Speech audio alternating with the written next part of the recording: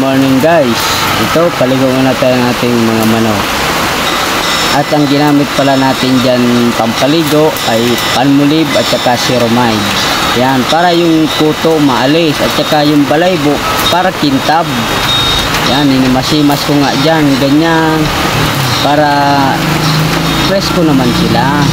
Yan, yan ko dapat ang tunay na magpaligo ng manok. Yan, ganyan-ganyan.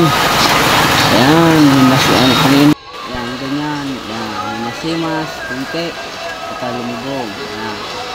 Kaya yung dapat magpaligo guys. Oh, yan. Binuhat ko na yan. Saka, yan. Ganyan lang guys. Oh, lumubog na naman. Ganyan.